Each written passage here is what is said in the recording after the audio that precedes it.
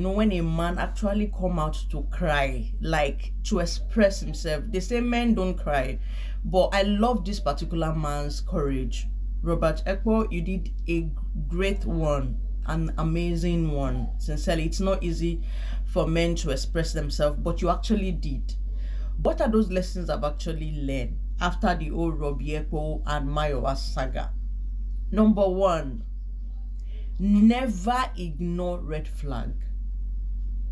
Never ever ignore red flag. In anything you do, in your relationship with your partner, pay attention to red flag.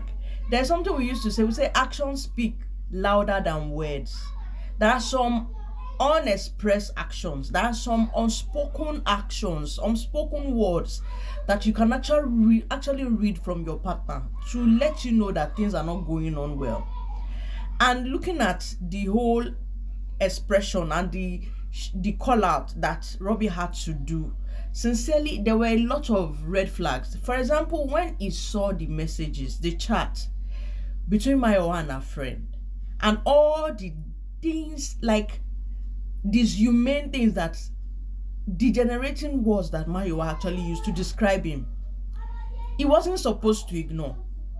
He was supposed to call her and talk about it, because that's a real big red flag. All those words. The guy is not stupid. He's not a simp. He's not weakling. No. Robert is a very strong guy. He's a very strong guy. Sincerely, it takes a lot of courage for you to see men actually come out to talk and cry like that. But next time, when anything like that, when you're in a relationship, please never ignore red flag. Sincerely. And the other red flag is, at some point in the chat, Robert could actually see that Mayowa was talking about her sexual dissatisfaction. It's also a red flag. He was supposed to know that they needed to sit and talk about it. That lady wasn't also satisfied. I'm not justifying Mayowa's action. No. I don't want anyone to be treated that way. I don't want my brother to be treated that way. And I would not treat anyone like that. But when your partner is not sexually satisfied, you need to look into it and talk about it. That's the second lesson. I wrote a lot of things down, so I'm just trying to not forget my point. Permit me to look from my notes. The number 3, always question action. Leave no stone unturned. Don't. For example, when you said she got an apartment in the US and then she has a male flatmate. No, that's a no-no. That's a no-no. When you're in a serious relationship, there's no one that will accept that. Even she as a lady, a woman, I'm a lady, I won't accept my man having a flatmate that is a female. I don't want to know how ugly the person is, or maybe they don't even, whatever it is, who they are. No, it's a no-no. And Robbie was supposed to stand his ground and talk about it. So that's another thing he left unturned. You do not leave stone unturned. Stand your ground. And as at that time, once you speak up, you'll be able to know if she really cares and she wants to stay. I'm not judging him. It's not easy. So the number three point is, do not bottle up emotion. Oh, for crying out loud, that man bottled a lot of emotion. He was just carrying it with love. Yes, love can be mumu. When you are in love, you will not be objective. It takes people around you to be objective, to see things that are not going on well or things that are going south. And he was really in love. Nobody could judge him. There's none of us that do not have our mumu. Someone who has our mumu button and presses it back forth. There are some relationships we found ourselves that when we travel back memory lane, you'll be like, was I the one who accepted this? I would never accept this from anybody again. So sincerely, it's really a tough one. It's a really, really big one and a tough one as such. So like I said, don't bottle up emotion. When you have something, you're not feeling right with your partner, or they do something that you don't like, or there is a way they behave, please talk about it. Don't bottle it in. Don't say, I think I love them, maybe they will change. Nobody change at times though. Like, if it is something they do all of the time, you really need to call their attention to it and be like, I think there's something you're doing that I don't like. Let's talk about it. I don't like the way you talk. I don't like the way you dress. I don't like this.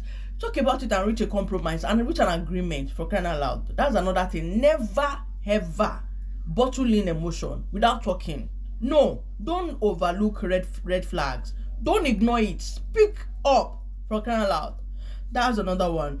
And another thing is, there are times when people leave the relationship even before you notice.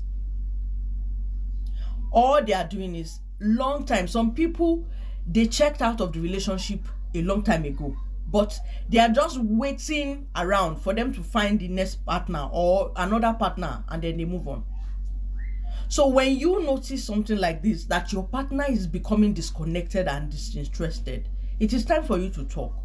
And don't be in a relationship because of pity.